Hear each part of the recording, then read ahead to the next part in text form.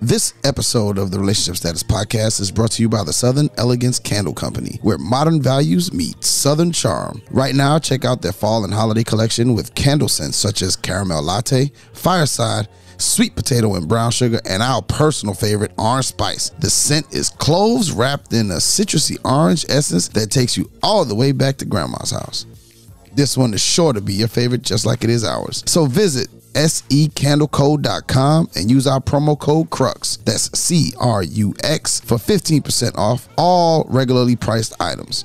That's secandleco.com, where they lovingly craft each scent and city combination to elicit a fond memory to whisk you to a place of pure joy.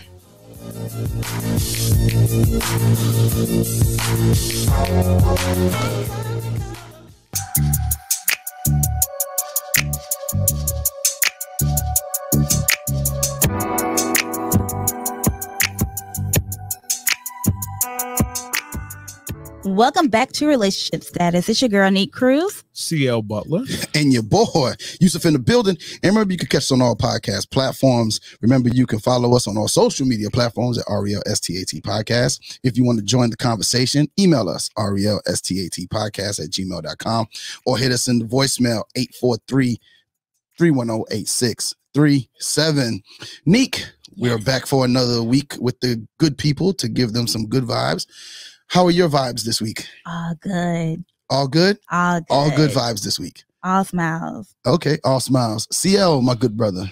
My great. brother from another mother. I'm great. Great? I'm great. All good vibes this week? My vibe is there.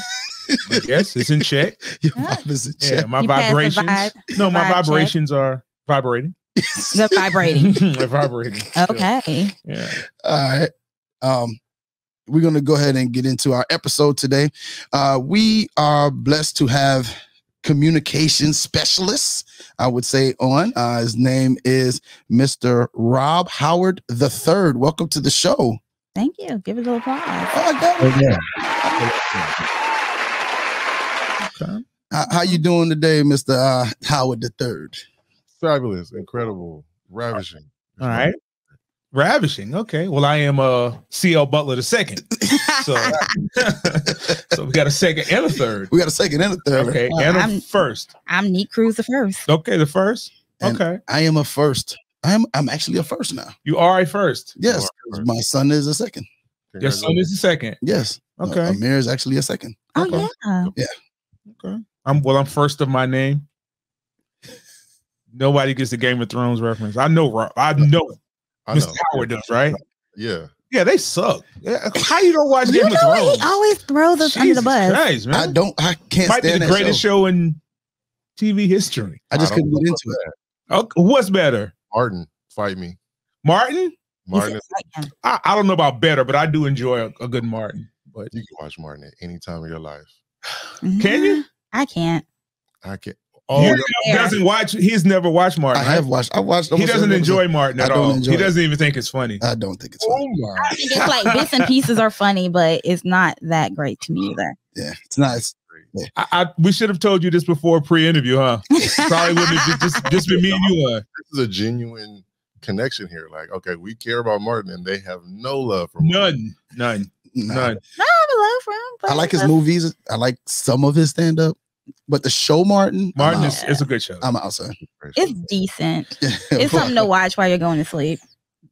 Wow. I wouldn't say that. The blasphemy. I will say that. The blasphemy. You don't have to. I wouldn't say that. I would say that because that's what I do. Let me say, I wouldn't say that. It comes on late at night and it's something good to cut on while you go to sleep. Mr. Howard, she is Afro-Latino for whatever it means. Oh, I don't wow. know what that means, but maybe in their You culture. threw that out there like that. Like, yeah, we don't understand her. Yeah, it's like No. Martina or something. What? That's what they call it.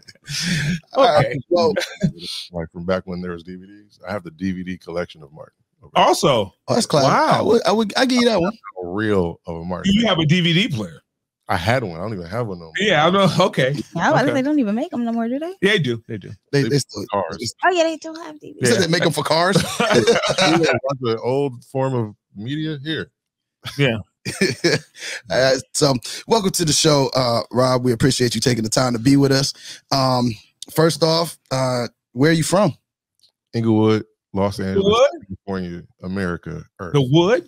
Yeah, Inglewood. Okay. Yeah. What is it that you, for our listeners, what is it exactly that you do? I'm a facilitator. I get to help people talk to each other, connect with each other, and then like where there's like conflict, I help them heal, repair, or move forward as well as possible. Sometimes it's not going to be rainbow and butterflies, but how do you move forward? Yeah. Okay. How'd you get into that? How'd you choose that particular line of work? It kind of low-key chose me. So my mom I'm an only child. My mom was like everybody's mom. She was like at school all the time. The classroom mom, like the block mom. She fed people's babies. She made sure their grades was doing what they were supposed to be doing. Like she was one of those people. So my siblings were all fake. They weren't like blood siblings, but because of her way caring for other people, I had family like that. So watching the way that she cared for people, like strangers, adults, kids, whatever, that like put a print on me.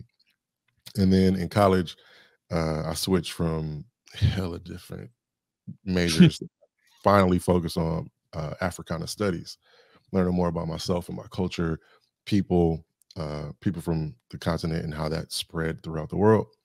And I had no idea what the heck I was going to do with that degree.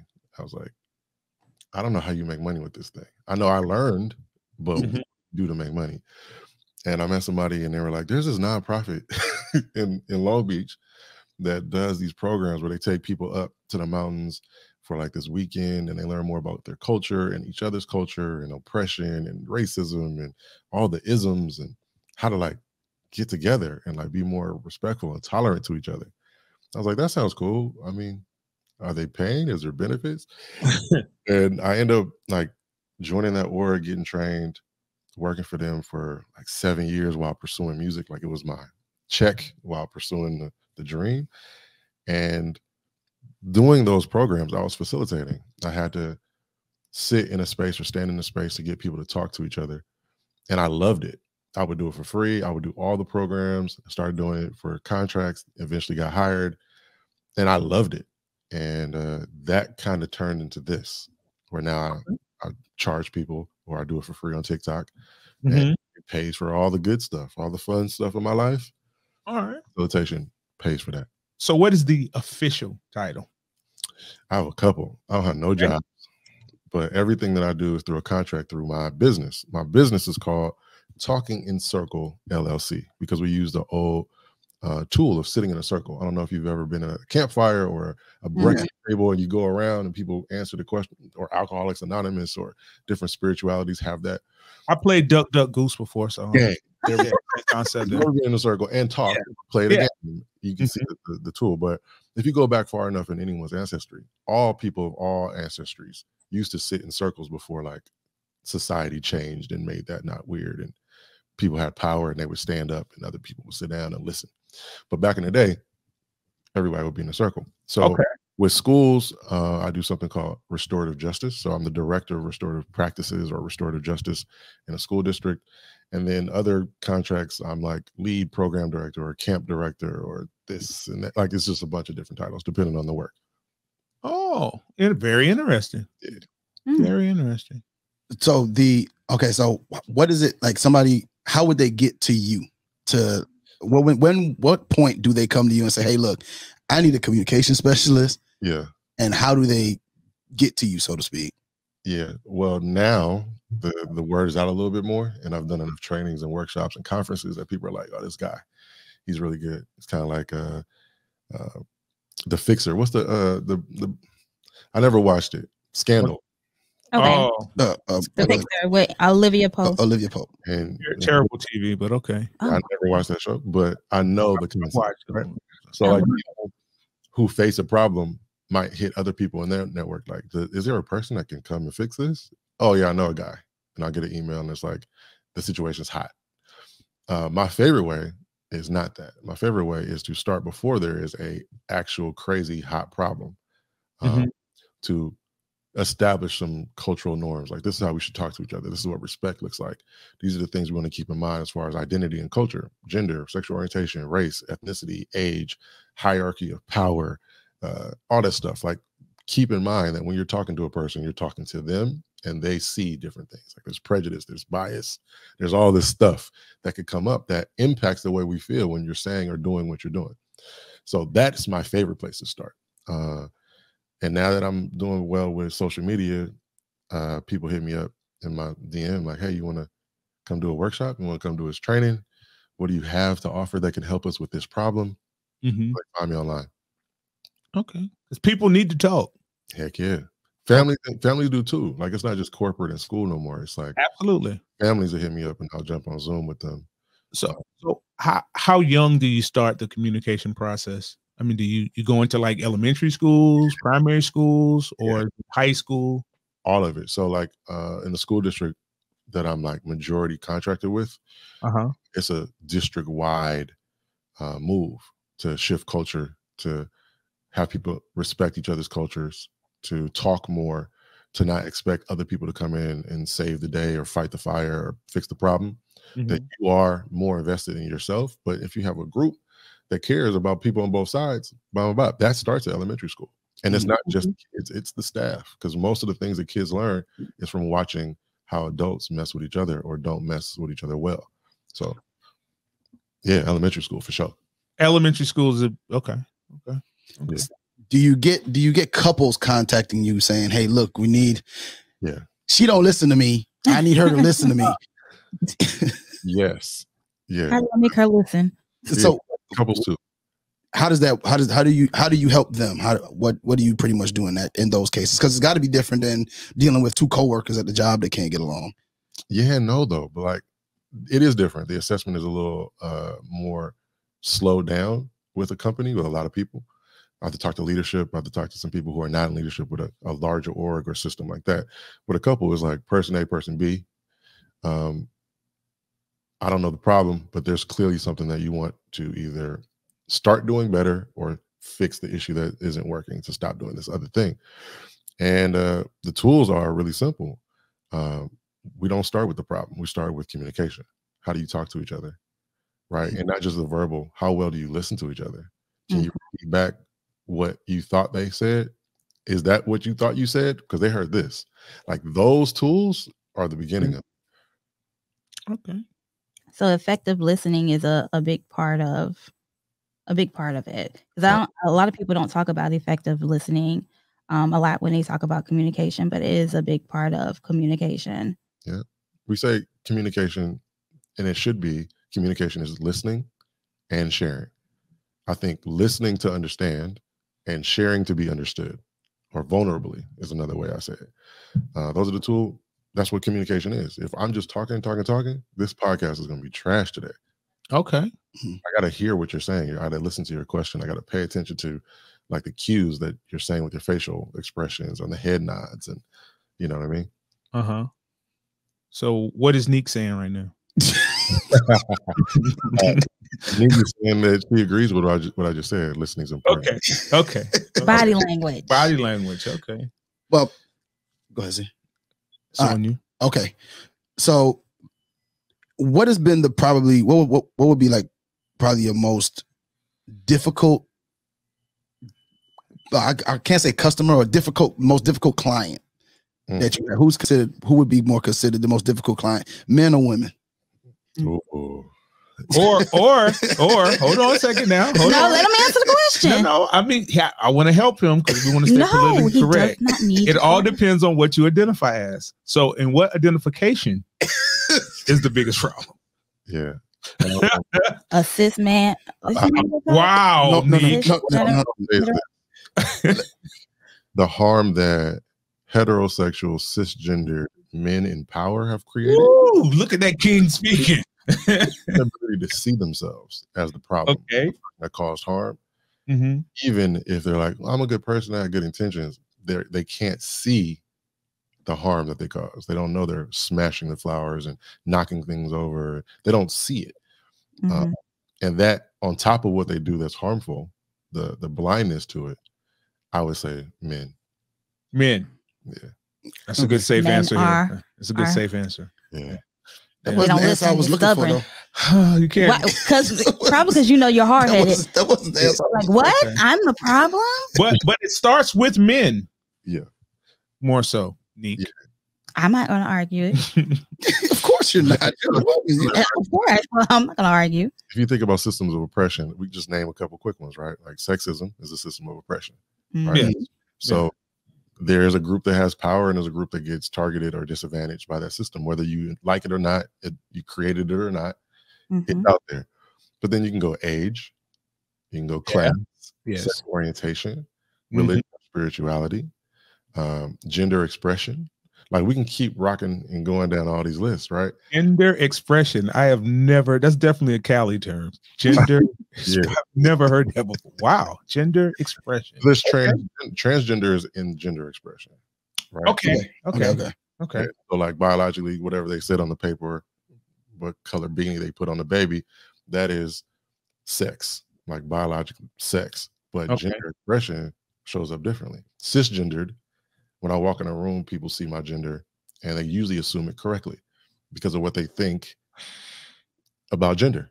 Some people walk in a room and they call them a he or him, but that gender is not what fits that person.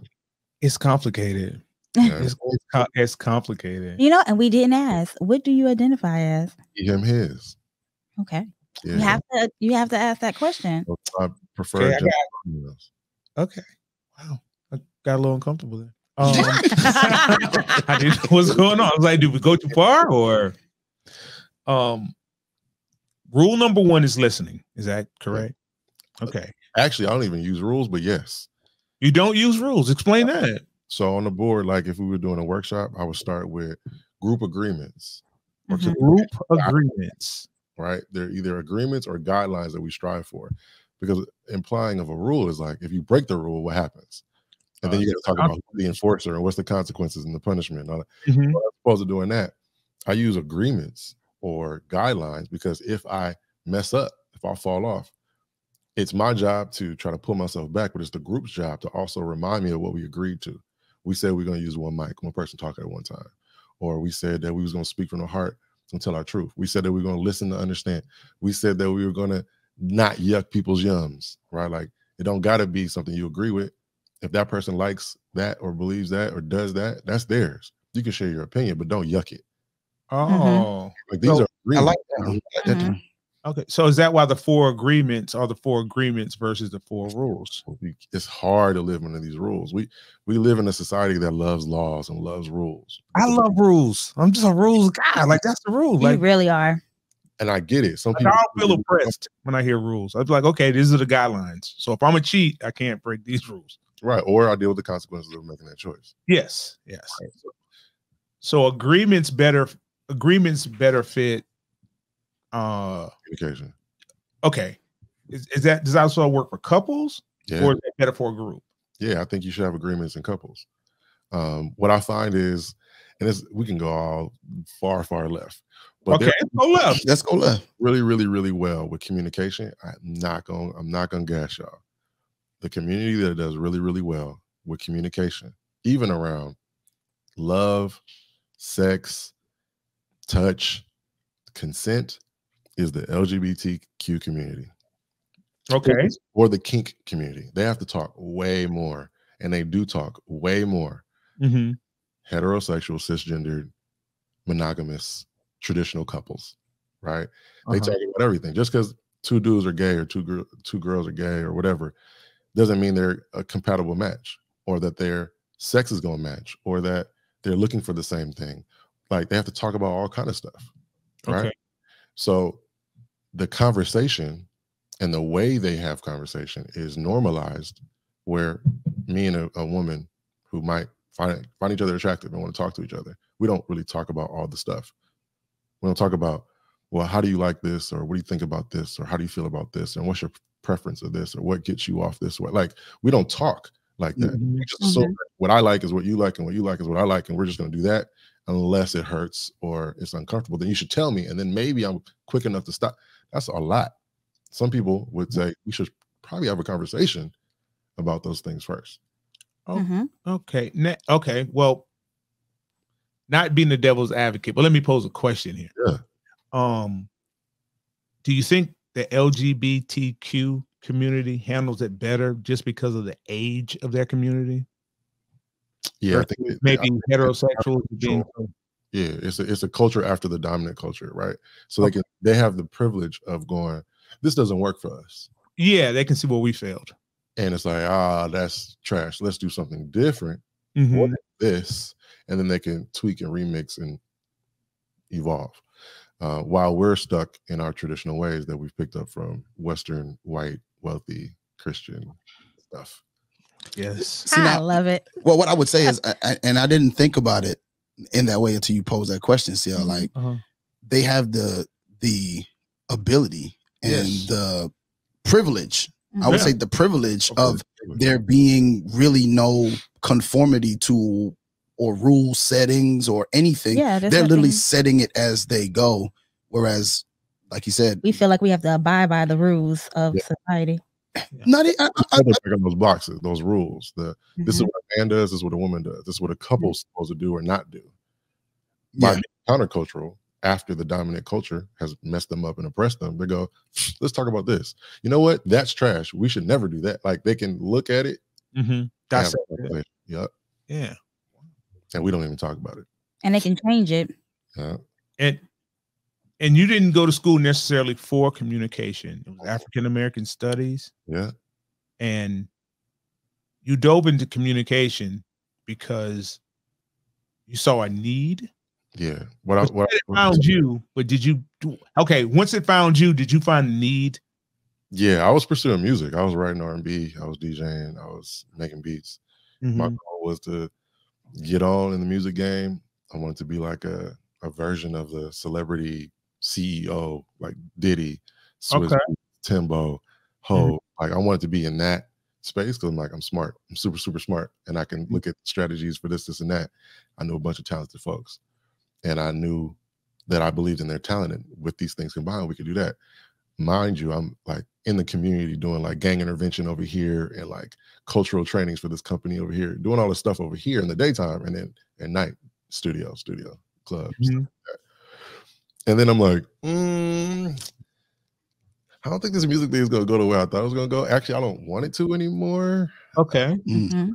My life. Like, I don't want to be writing songs I don't really care about or having people sing and chant and dance to things that I don't really believe they should listen to over and over and over again. Just to try to get to a house or a Lambo or something. Like, I'm off that. So once that thing fell apart and died, and I made the decision to consistently go back to the thing that I'm also passionate about with community and people, my business mind clicked and was like, this will never go away unless somehow in my lifetime I'm able to solve all the problems that cause people not to rock with each other. So there is an inherent longevity in this thing. And the nonprofit world doesn't really pay a lot. But I was like, actually, one of my homeboys was working for Russell Simmons at the time. He's like, bro, you should probably quit and like do this as a contractor. They're paying you crumbs and getting bags with the grants, getting bags with the big contracts, but they couldn't do it without you. The fact that you're actually a Black man who looks and talks and moves how you move is valuable to their team, but you could make your own team or be your own person and just make a lot more money. And I was like, oh, you should make money. A lot. Making for like a raise for like $1. Yeah. Okay. Like, I know when it comes down to communication, I was taught by my parents, or mostly my mama and my aunts. And maybe this is a woman thing, and I'm not even sure this is a real thing, but they've always said to use small words. And I was like, is that a good thing? Is that a good rule? I think it's a good idea for sure. Because I think what comes with that is being understood. Okay. Less misunderstandings when you speak clear and short, concise. Short.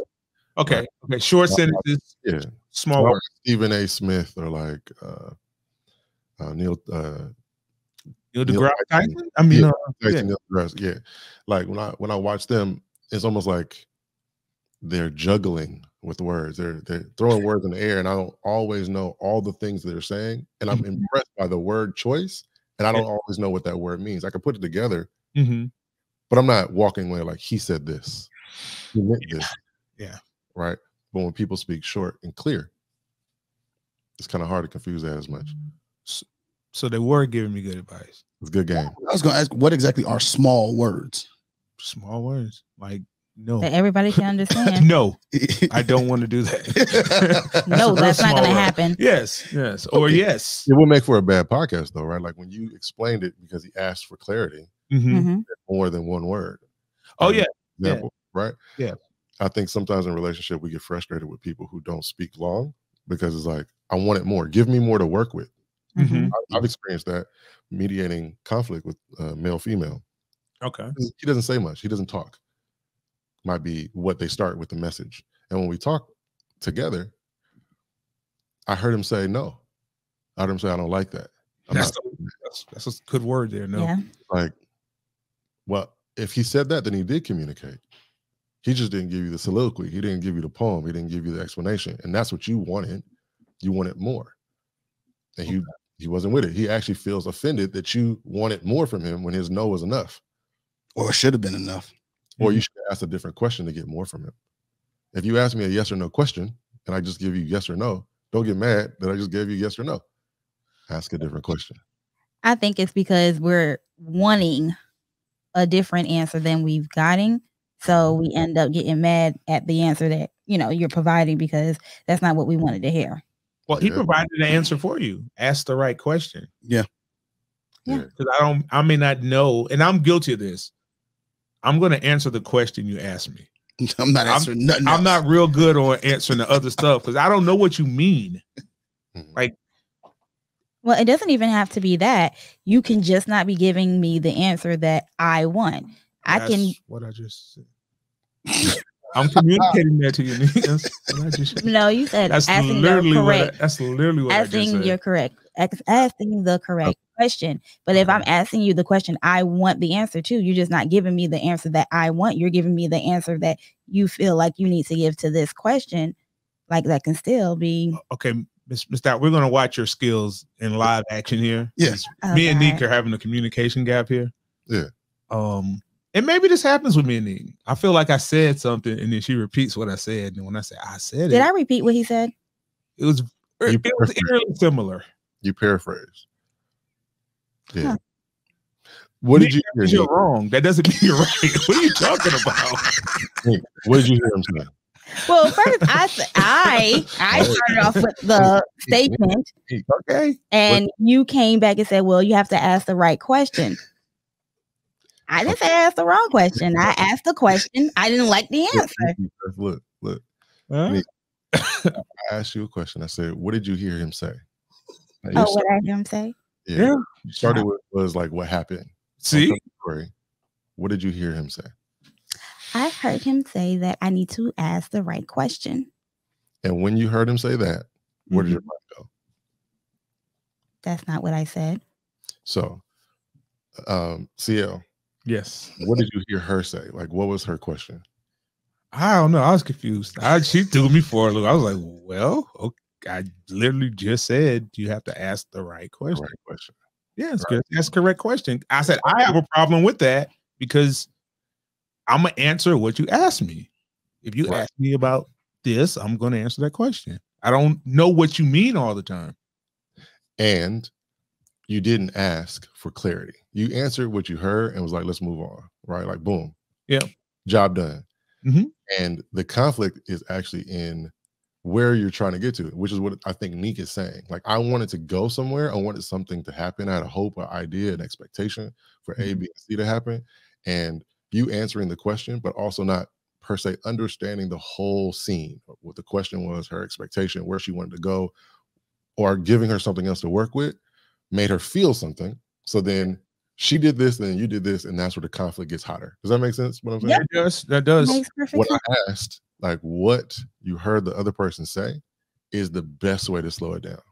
And you don't even have to have a third person or a mediator to say that, or a moderator or facilitator to say that. When I hear Nique speak to me, even if I assume that I'm right, of what I heard her say, I can go, so what I heard you say is this, and then answer that question. And then ask that question of, did I get that right? And just slow it down, right? Did I get it right? That question leads Nique to go, that's not actually what I was trying to ask. Or that's not what I was saying.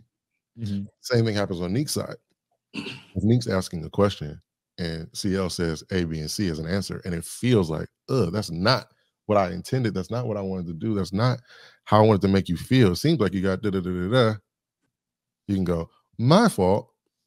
What I was trying to say is, or what I was hoping would happen was, or what I meant was, and like slow it down, back it up, and get on the same page, as opposed to like the friction that happens. And it happens. Is that?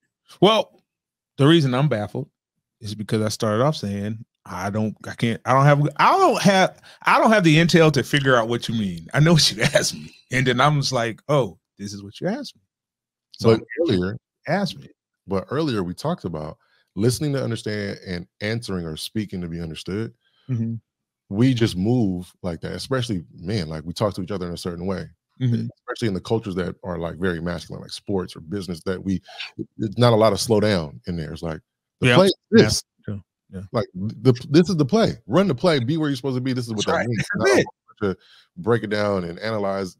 Right. So we think with these minds that come from these other places. That you're right and valuable for doing it quickly and just moving on. That's not the way everybody else's culture, especially women culture, rocks. So if you're speaking to be understood, short and clear, not clear on the question or misinterpreting what is supposed to happen from this question, because a question means something. I want to take you somewhere. Every question that I ask on my TikTok, I am intending to take someone somewhere. I want them to feel or do something. Same thing when Nique asks a question or makes her point. If you're not clear where it is and you just answer the question, you're moving so fast and it's further than or not in the right spot. So what I'm saying is you're right. And those things work where it works, but where it doesn't work, it doesn't work. Doesn't work. Yeah. So you have to know where to apply them. Yeah. Slow it down. Nique is one who can extend most conversations where I just want to like say, hey, there's the answer. Let's get to the next thing. Okay. But the conflict is not on a podcast. The conflict is not in what you guys are saying or what you're asking. The conflict is actually in the ideas of conversation. You want to get to the next thing. She's like, let's slow it down. Let's break that down. Let's unpack that. Let's debrief this. Right? Let me talk about feelings. Let me talk about story. Even if you didn't say any of that, you just said that. I totally understand. Right. But when I hear Nique and I heard you say that these are our styles, the conflict is not in the person or in what you said. It's in the styles. Okay. And you'll always be in conflict until those styles are like respected and you use tools to help it be less hot. But I think the heat is what makes our show be what it is, though. That's where the jokes are. That's where the spice, the clips can come from. Okay. Yeah, we got to keep that. I don't need y'all. We don't need to change our style. I don't need no resolution to conflict here, sir. It's like that first take energy. We're just gonna argue. Like we're not even gonna have a point. And when you have conflict, people pick sides. So there's going to be a group of people like, I agree with CL. And I don't even like that other person over there. Right? Coke versus Pepsi, red versus blue, or versus down. Like that is good entertainment. Okay. Thank you. So we give good entertainment. Yeah. At times. Yes. All the time. Now, do we have any personal communication questions we need to ask? Maybe you help us on a personal front a little bit. When you say personal, are you talking about like relationship? I don't know what they need. I'm just, I'll always say I don't know. I don't know. I just I just try to pay for what I can afford and just go with what I can go with. Like, hey, you know what? That's not gonna kill me. So let's do it. Okay. Well, I have been told that I do not communicate clearly. I would agree. I would too. What? I would agree. 100%. On this show, I communicate some things clearly all the time. They don't be clear all the way through. No. What do you mean, sir? You don't tell me exactly what's going on. You just say, we're going to do this. Yeah. But we're really going to do something else. It's like, we're going we're gonna talk to we're gonna contact the guest, and the next thing I know, he's booked on the show. Yes. Like there's no middle. No, today too. Like right now, he's about to. It's like 1:30. Let's go. Yeah, they're gonna be on. That didn't happen this time. No, that didn't happen with you at all. We knew let's a long time in advance. This is not about you. But there's been times where like we're gonna. What you think about this guy or girl? And then they're booked. Yeah. We didn't even talk about them. It's not even that. We'll have like, okay, we have so-and-so coming on. Yeah. Next week. Like, oh. Okay. Isn't that enough time if I said next week? No, it's never next week. She's being nice. It's like tomorrow. Or even like having a conversation of, is it okay for this guest to come on? Do we agree that this guest should come? It's just kind of okay, this is what I'm doing. Okay. And then our co-host, Nique, automatically thinks I've already agreed with Yusuf. Yep. And sometimes I'm surprised. I'm like, whoa, okay. And I'm upset. Because she thinks we're leaving her out against her. And I didn't necessarily know. Conspiring. I think y'all communicate more than y'all communicate with me. But maybe not always about the show. Yeah. You just communicate about other conversation other may come up. Yes. Well, here's some background to our listeners and Rob. Yeah. Me and CL talk about 3-4 times a day. Yeah, it's about because we have a bunch of different ventures together. And then of course there's a friendship, a close friendship that me and him have.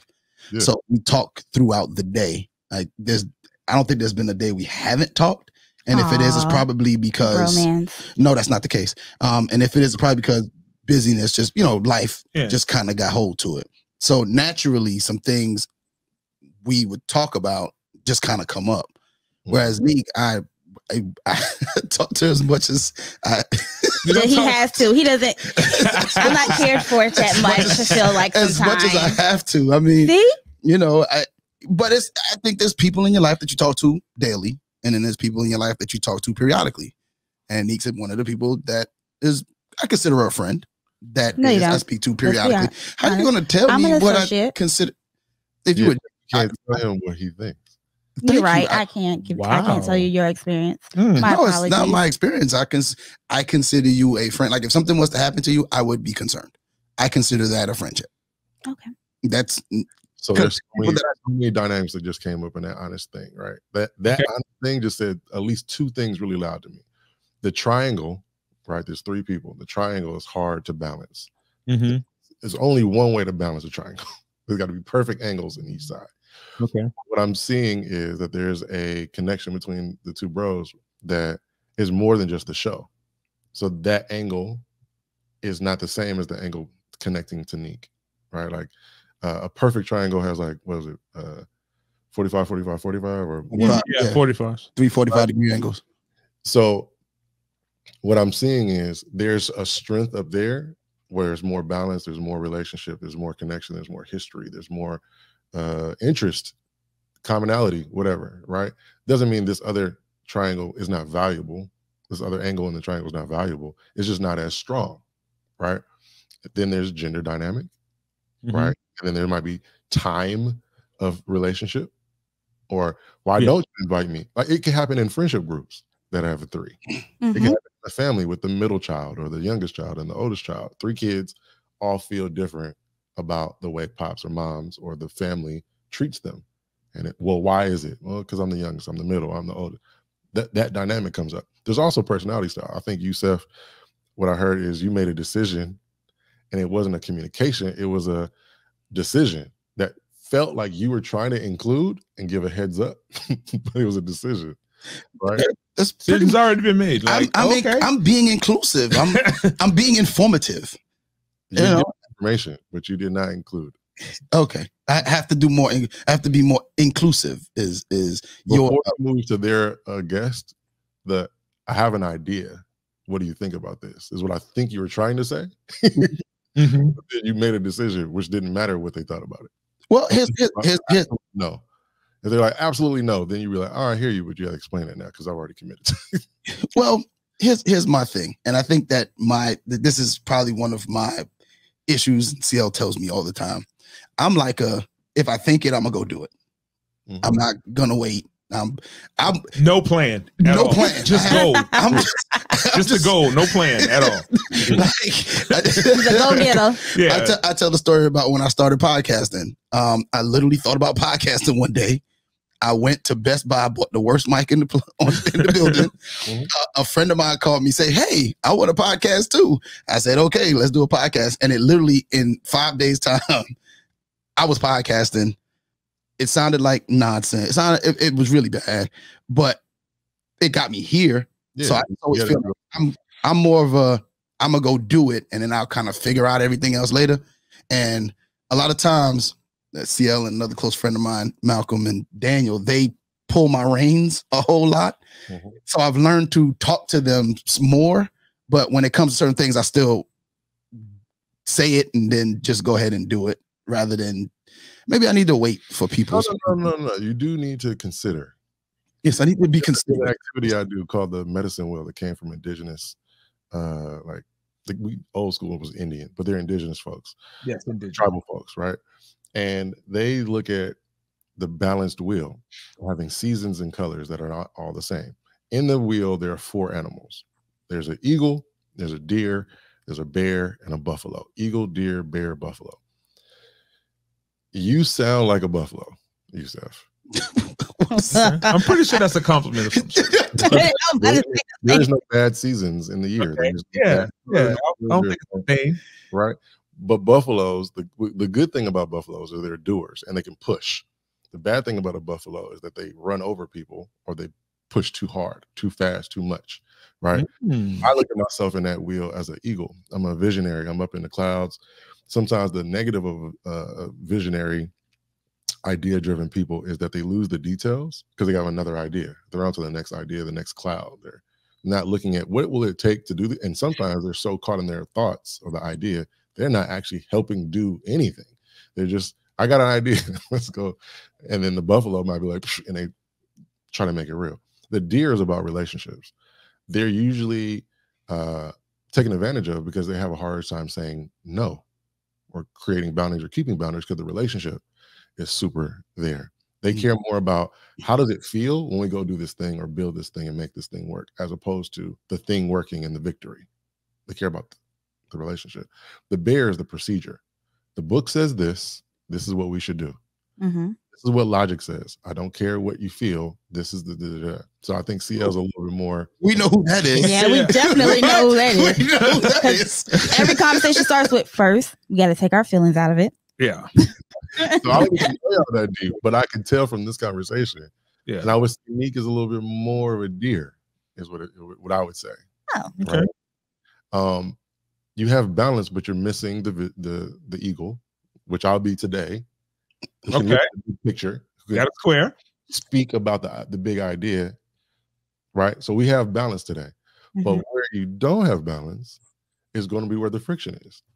There are going to be styles that work really well together, right? And there will be other styles that have natural conflict because this versus this. So in what I'm hearing, I think it's a great show, actually. Thank you. I would put money behind a show like this to produce it because it's going to have natural like gems and good times that come out of it. But somebody else is going to get hurt, and there's going to be some. I don't care about that. Did we have a good show? That's generally how it goes. Yep, I express my feelings. That's generally how it goes on the show. Okay, I didn't know that. Did we get psychoanalyzed just now? We did. I think it was very helpful. Very. Was I wrong? No. I think you were spot on. Yeah. Spot on. Yeah, do we have to pay you for that now? Cash app you something. Slide your little something. So basically, he's telling me that I'm the yes girl. I just kind of go with what y'all say. Is that what you took from what he said? Good question. Like, good. Is that what you took? Yeah, he called me the deer. Yeah. Okay, so what is the deer? What did you hear that I say about the deer? I heard that you said that the deer is the person that kind of just goes along with the situation. Am I right? You're not wrong. Oh, okay. I said a couple things, but that's the thing that you yeah, pick one thing. That's one, right? But that matters, right? If I say things and they hear it in different orders or different levels of like importance or what lands, When you ask them, what did you hear me say? The thing that sticks out, they're going to say the most. Yeah. That Nique hurt. Yeah. Okay. But what was there was some good. What was the I good didn't of think it? that was bad. No, she didn't say it was bad, but I'm gonna tell you what the good stuff. Pluses: supportive, trusting and hopeful of others, invites others in, accepting of others at face value, allows others to feel important, concerned with the process. Like, how will we do this together? Right. The challenges or deltas that deers come with is they have a hard time saying no. They assume blame or guilt. Is disappointed if relationships are second to task, right? Or sometimes easily taken advantage of because they have a hard time saying no. I have a question here. I thought you might. Is that a show saying or a characteristic? Is it a what? A characteristic that you deal with daily, or is it just in the dynamic of our show?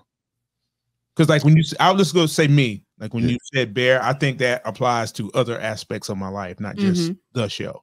Yeah, and that was for me as well. And me as well. Yeah, I was. Yeah, we become who we are in those spaces. So like on the Lakers, I might not be the Buffalo. There's bigger and better. It's a great team too. Yeah, right. Love the Lakers, gang. Yes, but on the Clippers, I might need the JV team. What are you talking about? Did you say JV? Yeah, the JV team. Right, like I might need to be something else on this team because they don't have a this, or I know I can fit that role. So yeah, in your life, championship, they don't have anything like that. Family and your whatever, or when things arise, you might put aside that role, that identity, that characteristic, and become the thing you need to be there. So yeah, we're not stuck, but we do come from certain places. Oh, wow. That was insightful. Very, very, very. And you know what? My opinion have changed in the past few weeks. People that you see on the internet, some really do know what they're talking about. It's not just a scam. It's not just a scam. Like 3 straight weeks. Yeah. Like I mean, the people have been really like I've learned something today. Me too. Yeah, the past couple of weeks. The last couple of weeks, like right. I mean, it's when you CL says the internet's not a real place. It's not a real place at all. It's not a real place. But there are real people there. There are real people. But there are real people there that know things. And the thing about it is, when you have a podcast, I think the most difficult thing about it is getting the people on that are knowledgeable about what they say they're knowledgeable about. Mm-hmm. Yes. So a lot of times there's been shows that we've had to not air because that one.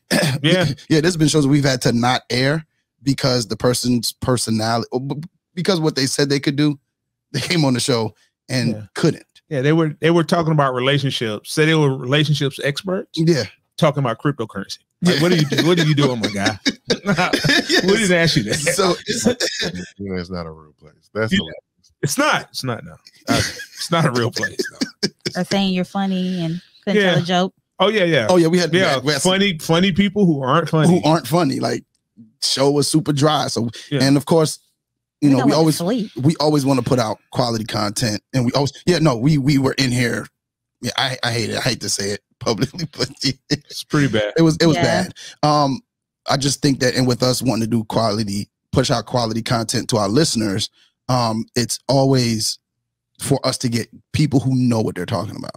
Yes. And over the past 3 weeks, past 3 episodes, we've actually had some really good, real people. So thank you for being who you say you are. Yes. We'll appreciate that. And I hope we keep a good relationship, because we would love to have you. Oh man, I'm a part of the family now.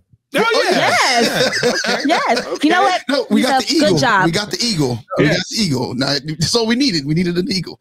Yusuf, good job on picking a guest. Yes. I appreciate it. Thank you. I get it right every now and then. There you go. Now, how long have you been doing this officially? Where I'm not doing like a million other things. Well, I mean, the other things count also, because it kind of, I guess, gives you an opportunity to step away from this and take in some other information. I've been doing group facilitation, conflict mediation, team building stuff since 98. Oh, wow. Okay. Over 20 years of this. Locking in, where it was like, this is my thing. I'm not just doing it sometimes. I'm doing it multiple times a week. 2004. Oh, so you're very well, quite seasoned, very seasoned. I'm like in here, and like where I go to different spaces, I would say like 2007, 2009, where I started stepping away from music. I was full time all the time. You know, like when you are an athlete, that you want to be in the gym, you want to watch tape, you want to be on practicing your thing. Like that level of commitment where it's not just I could do this thing and I do it. Sometimes locking in, watching tape, reading books, going to conferences, like really intentionally doing it. 2007, 2009 is where it got really serious. Really serious. Yeah. And what I will say is it shows in what you've done on our show today. Like it shows you're extremely knowledgeable. Well, and some people take this as a diss or, you know, not a compliment, but you speak well, you know, and it's hard to find people who know how to talk. Another thing, you ever have a teacher that knows the subject, but they can't teach that joint? All the time. He knows lots of teachers like that. I talk to them every day. I almost had to try to get one of them fired the other day. So you know your subject, you can teach your subject or talk about your subject in a way that people care about or can learn from. And that's what comes into like teaching, coaching, like all that stuff is, can you get the person, are you good enough or well versed enough in what you're saying and passionate about what you're saying? Because you have to believe what you're saying to actually teach somebody something. You have to believe what you're saying. There has to be a belief that you have, or that you're not just there to do it. You're there because you believe what you're saying, and you could tell the passion and stuff behind your words. Thank you, G. Yeah. And you have to be clear. I didn't hear you. I said I'm locked in the family. What'd you say, Nique? Oh, I was just saying you have to be clear. Yeah. There's a question we usually start the show out with all of our podcasters that we did not start with you. Did not. What is your relationship status? Oh man, I'm avoiding all the things that look like that. Like I'm. Oh wow. Yeah. See, I'm just like. I'm waiting to hear. Yeah, on Texas, I say I'm single. Okay. But yeah. Yeah. Oh, I put him on the spot a little bit. No. Now you don't want to. Now you don't want to communicate. Well, we lost our ego. I'm in my head like, how do you answer the question? Because I think when I hear people say, you know, what's your relationship status? I think what people want to say is like, are you in a relationship or are you not? And I'm in a lot of relationships. They're not like monogamous boyfriend girl. I'm a dad. I'm a business. Like I'm a lot of different things. I have a lot of relationships. Romantically, I don't talk about my personal stuff on. That's cool. That's cool. Right? I agree. But I am 100% not married. I'll tell you that. Okay. I lead with that. Well, Rob, just I don't even post recorded. I don't even post my daughter on the internet now. Like I wish I can go back in time and not have posted my son. Like, okay, it's not a real place, but it is a real place. And I don't want to put my real stuff that I care about. Yes, crazy because it's timeless. Okay, well let me ask you a question about that in regards to a relationship, because I feel like you feel. Yeah. My real life is not on the internet. Like these are just things that go on, but it's not real. Yeah. In relating to a woman or a man, do you feel any pressure that a woman or man would want that? Would want you to post them or put you in? Because I think it's protecting them. Yeah. Even at the line of fire. Yeah, I asked the question. I played a game called Forced Choices or This or That on the internet. And it's for singles to have a conversation. It's like A or B. Sunrise, sunset, breakfast or lunch, heels or sneakers, basketball or football, you know, that quick blah blah blah. And in it I asked a question that was like, post your boo or keep your private life private. Going with private life private. My personal answer was keep your private life private. I think it's better that way. It is. I don't put my saddest days on the internet. I don't put my biggest wins on the internet. Absolutely. I don't put my children on the internet. You won't even know all my best friends. You might know something, but I'm not going to show the whole thing. And that's just the way I live. But some people are like, absolutely not. So your question of like, has it caused any pressure? It doesn't cause pressure now. Because if you care about me and you respect me for my way, then you understand that it is not me keeping you a secret. It's not that I'm ashamed of A, B, or C. It is, and you have to respect me the way you want to be respected. So if I have a woman in my life who's like, hey, you know, I feel this about the internet, I will listen and we'll have a conversation. But your thing may or may not change how I feel or what I do. And I will respect yours. As long as we're not causing harm or friction to each other. So there's no pressure. Anybody else in my life has to love me and care about me and respect me the way that I want to be respected, or respectfully leave. Okay. Like, that's the go. All right. Now, my question was trying to take us somewhere. So I want to go to our next. Your decisions made upon principle or whatever you make your decisions with. Yeah. How do you communicate your decisions without being dismissive of someone else, of someone else's feelings? I'm talking someone who's involved with your life, a friend, family. Like, listen, this is my decision. This is a decision. Because I'm just like, hey, that's what's gonna happen. You can do what you want to do. Yeah. Like, how do you successfully do that with people? I think it starts with the lighter, easier stuff first. Okay. Find places that you disagree or go in different directions that are not so based on core values or core principles, right? Like if we're talking about the internet, that's probably a serious one. Are there places where we can disagree? If you don't like the Lakers, but I love the Lakers, can we play and respect each other's differences in a way that doesn't cause pain to somebody? Yeah, never say you don't like the Lakers. Right, but there's people who I know there's people who are like Celtics fans, and that feels a way to me. Those are bad people. Those are bad people. Right. So we should be able to talk about and find the things where we're not just always in common, where we have the same answer, we have the same we have the same taste. We should find the things that are different and learn how to not beat up on each other or me make you feel like you're wrong for being different. Okay.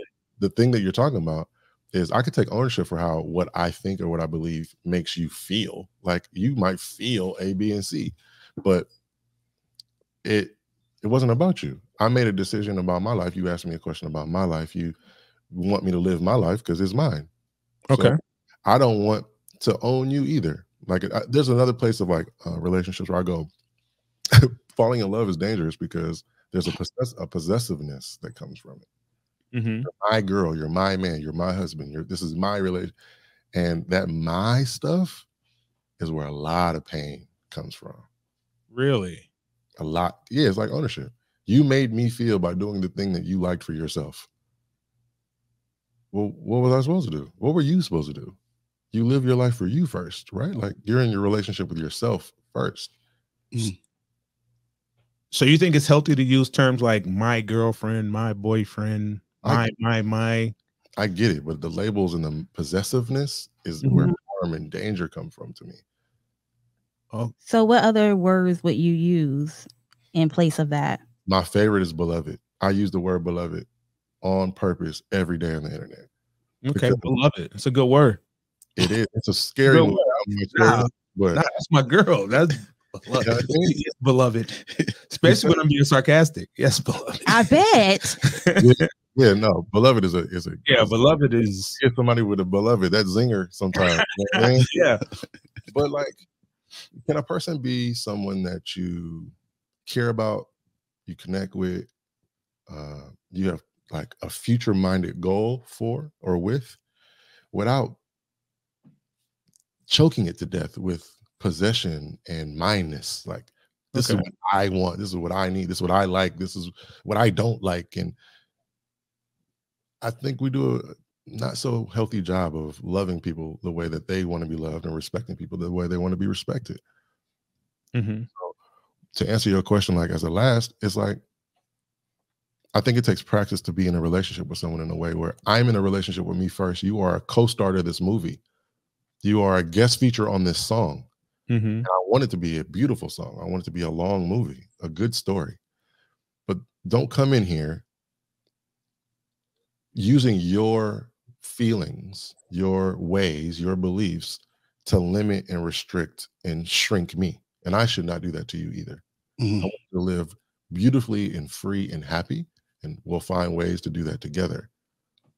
And if something that I like or I want or I do makes you feel a way, we can absolutely talk about all things. But I'm still the star of my story. Okay. I like that. I'm gonna use that today. Okay, then. Okay, star of my story. So when's the book coming? I'm gonna put out a app and a book around questions by the end of the year. That's the goal. I've never put out a book before, but Never. yeah, Well, I mean, figure it out. Never is now. Yes. What I was always told. Yeah, never is now. The living in the yet. Yes. Now, on to a couple lighter things. Yeah. I definitely see you have Mamba mentality. Yeah. We won't even talk about Kobe because I might start salivating. I might, yeah. I might cry. Yeah, that's my guy, son. Like, my guy. I mean, second is good. Okay, you call it what you want. Yeah. Now, he's not better than Jordan, but Kobe's a different thing now. Okay, you see the day. Yeah, I see it. Kobe and Beyonce. Don't talk about them too. Two highs. Yeah, yes. But the singing.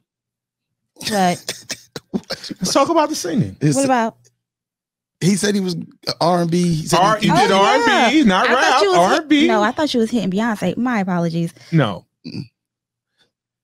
But the singing, children, the children's lullaby singing. Okay, is that like a secret not a secret passion, but is that the other thing to get your juices to flowing, or get you going? So I said like earlier in our conversation that I was pursuing music to be behind the scenes, to be like the Quincy Jones in the studio, the Diddy of the game, right? Like, this is what we're gonna do. This is how we're gonna make it look cool. This is how we make people care about it. That went really well. Got really close. Okay. Getting the deal signed and all that fun stuff. And then everything fell apart. My son was born in 2007, January. My mom was diagnosed with stage 4 cancer, breast cancer, May 2007. She passed August 2007. The deal fell apart and all that studio stuff. Oh, wow. By like October, November of 2007. It was like, bloop, bloop, bloop, bloop, bloop, right? That's a lot of hits. Being a dad who used to make like great music, I was like, I can't listen to this kid's music. Oh my goodness. Okay. Yo, how for you? Yeah, yo, first of all, little kids singing like the person that's on the radio is not interesting to me. It's just wow. Right? Like, I want to hear not the best singer sing the pop song or the hit in the club. I don't want to hear them change the hook to a slightly more appropriate. I don't want to hear kids sing Umbrella Ella A. That don't make no. It doesn't. Hey, right? listen, Make it a better song for kids to listen to. I can listen to Rihanna and Jay-Z clean edit. So, but I also could see as the business, I was like, I don't feel comfortable listening to the things that I listen to on my iPod or on the radio with my kid in the car. Like, I was like, that's not cool either. I think they deserve music that's for their development.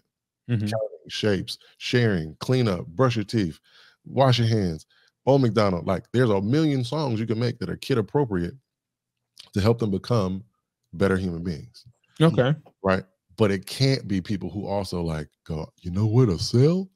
Hip hop, R&B, reggae. Let's just make it reggae. And they're not really from the culture. No. It's like me not like really knowing anything about Mexican food or tacos or nothing. I'm definitely not Mexican, but I'm like, you know what, a sell? That's not cool. It's not. So it's not cool in music. It's not cool in entertainment. It's not cool for clothing. It's not cool for it's real not. music. Especially for food either. Like, right. I hate that. And it's just something off. It gives me the heebie-jeebies. I'd be like, Yeah, you can sell me a taco. I would be mad. But there are black people who make bomb tacos. But maybe okay. That's a whole nother podcast. Another conversation. Right. So what I said was, when that stuff fell apart, I was like, you know what I'm gonna do? I'm gonna make my own version of kids' songs.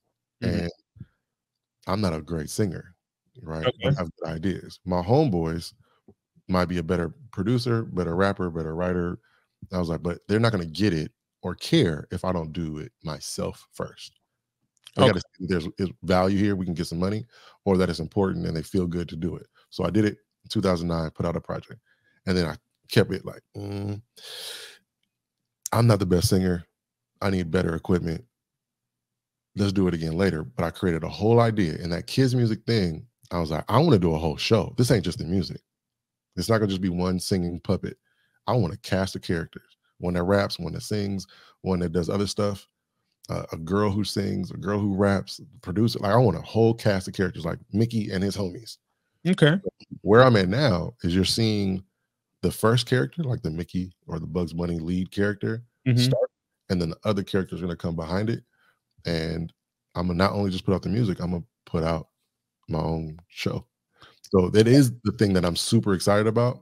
Like I said, facilitation pays the bills for vacations and clothes and the gadgets and stuff, but it also funds the equipment. Like, I got a sewing machine in here for the second puppet that I'm about to start. I was going to ask you about the puppet, but I thought that was your personal business. I was like, no, I was going to get to the I'm like, there's a drum machine right here. Like, I'm okay in my studio. So you're still going to do music? Yeah, it's just going to be kids music. And for fun, I do stuff with my homies who are like talented, and I want to, make something that's awesome for them. Okay, because that's the only real question I had about you. I was like, it's little kids, but hearing you explain it gives me a better. Yeah, I think we deserve better music. Okay, I can get it because I am because my kids, I'll cut Kids Bop on so they can stop doing whatever they doing in the back. And, and they would Kids Bop their way on. Oh, you want to hear some kids sing some songs? Throw Kids Bop on. They'll be singing every doggone word. And till they get, I don't know if the teachers play it in class. I don't know. But all I know is because the only time I turn it on, you don't hear it here. The only time I turn it on is in the car. And they already know the songs. Yeah, and they be going to town. And I just be like, and I knew when I had to go to Kids Bop because I was playing something in my car and Amir was in the back and he was getting it. And I was like, all words? He knew what words to skip now because I reached back. Like, he knew what words to skip. In the rearview mirror, like, I was there, driving, and then I was like, you know what? I don't need to play this when they're in the car. So Kids Bop actually, I would be a person that would, turn on what you got going on because, I don't like Kids Bop like that because I don't like the fact that they change everything. It's not that it's changing; it's just that there's no way for them to change it all the way. So it's still the same thing. And so they're still singing about the same stuff. They're just changing the word usage, and I'm not too down at, but it's better than me playing. Better than the radio. It's better than the radio. So if there was something that was better than that, I would do that. I'm sorry.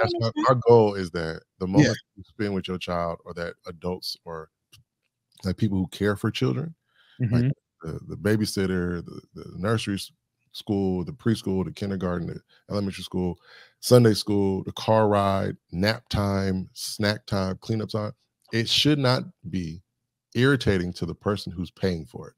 If it is your car, if it is your TV, if it is your phone, you are paying for the Apple, the Spotify.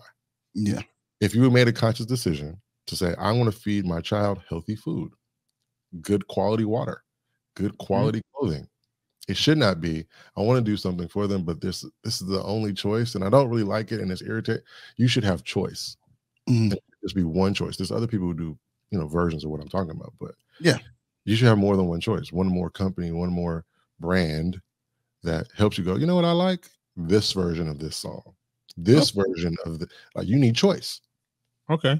Well, so you're not going to do like Kanye, give us these bad dates. When's the date? Nah, I don't have a date for release. I release them when I release them. Well, thank you for being honest. Yeah. Release them when you release them. I did a version of Row Your Boat that is crazy. So my homeboy is the voice of the character Lil Sleepy. That's the first character. Lil Sleepy sings lullabies, right? It's the idea that during chill out time or nap time or whatever, bring the energy. We're going to calm, we're going to soothe, we're going to vibe. We might two-step or snap fingers type energy, but we're not turning up. We're not Meek Mill intro, right? Okay. It's the slow down, calm down time. And we were, he was on American Idol. He's a phenomenal singer.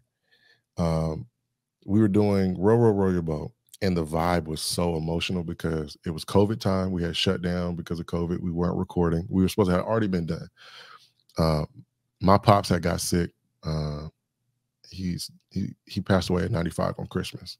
So he was 95 years old, but he had just got sick. All of a sudden, he was fine one day. The next day, he was like, fading away energy. Something ain't right. Go to the doctor. and that just was the emotion in the studio. Mac's father, his name is Mac Royals. Mac Royals' father had just passed away. So like the vibe in the studio to do the slow down song was kind of sad. And I was like, we're going to use it. So if you listen to the Row, Row, Row Your Boat, the message of Row, Row, Row Your Boat for me is like, life is but a dream. Right? Dreams end. You wake up eventually sometime, right? Like eventually you will wake up. The dream is going to end. But life can be what you dream of. So there's some positive in there, right? So the vibe of the song is emotional. So by the end of it, you got jazz piano and jazz bass and jazz saxophone. And it makes me want to cry every time. But I'm so glad we did it honest to the feeling of the studio, because people who have heard it have sent me messages on Instagram, like in tears holding their baby, like, this is amazing. Because we didn't fake the emotion. Like we really performed that song. Oh, wow. Okay. And of course, the kids don't know. Like they don't feel the emotion. They don't care about jazz the way we do. Yeah. They don't care about the musicianship the way maybe people who care about music do. But like that's what we're doing. We're doing like, is this for kids? Like I'm feeling emotion. Like that's what I think we deserve. Okay. Yeah. It's dope, man. Well, thank you. Thank you for your time today. We are going to have the Eagle back. Yeah. As much as you'd like to, hey man, just hit me up. Hey man, what y'all talking about today? No, we're gonna hit him. We're gonna hit him. Yes. You sure? We're good. Invite me. I don't want to bother y'all. You ever just have somebody be like, hey man, you can come over anytime. And you'd be like, Yeah. I'd be like, well, can I come over? Not today. All right. I'll let you know. We'll do that then. We'll do that. But tell people where they can reach you, where they can follow you out on social media. Absolutely. I've gotten the username Mr. Howard 365 on everything except Venmo. Okay. You can find me on YouTube, Mr. Howard 365. I'm resuming my YouTube. I post a video every day, a question of the day to help you have a conversation with whoever's in your life, strangers or your family members, your boo, your bae, co-workers. On TikTok at Mr. Howard 365. That's where a lot of the content goes for communication and questions. On Instagram, Mr. Howard 365. I respond to that. That's where the homies pulled up, and I was like, heck yeah, I would love to come on your podcast. So I usually respond there too. And on LinkedIn, I also post content that's like corporate stuff, like communication icebreakers for like business meetings and around identity and culture and stuff like that. So there's content there too. Okay. So, and that's how people can reach you if they want to use you for anything. I'm on Twitter too, but I don't really be tweeting. Okay. You sound like me. I'm on Twitter, but I don't really be tweeting much. Ain't much to tweet about. But thank you once again, man. We really, really appreciate you being on, man. And, it was a pleasure. This was an amazing conversation. Thank you. Thank you. Yeah. So go ahead, Z. Okay. All right. Nique, go ahead and take what you about. Go ahead, Nique. Go ahead and take us out. All right. Well, we would like to thank our guest, Ron Howard III, for coming on and teaching us how to communicate with each other a little better. Okay, dear. Okay. Hey. All right, Bull. You got it wrong because I'm the Buffalo. Oh, Buffalo. Okay. Okay. Whatever, the Buffalo. Well, it's your girl, Nique Cruz. CL Butler. And your boy, Yusuf, and we are out. Thank you for listening to another episode of Relationship Status.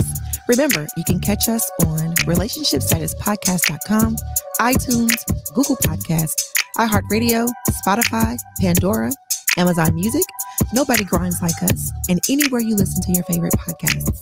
If you would like to join the conversation or leave us a Dear Nique, email us at relstatpodcast@gmail.com or call us at 843-310-8637. Follow us on Facebook at Relationship Status Podcast, on Instagram and Twitter at RELSTAT Podcast.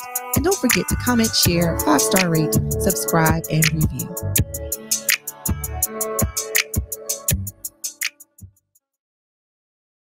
The Relationship Status Podcast is sponsored by Unfiltered. Whether it's hoodies, long sleeve tees, leggings, joggers, or tech suits, Unfiltered has what you need to express yourself in any weather. Visit unfilteredforever.com and use the promo code RSP to get 10% off your entire order. That's unfilteredforever.com, promo code RSP. And remember, there's a science to being you.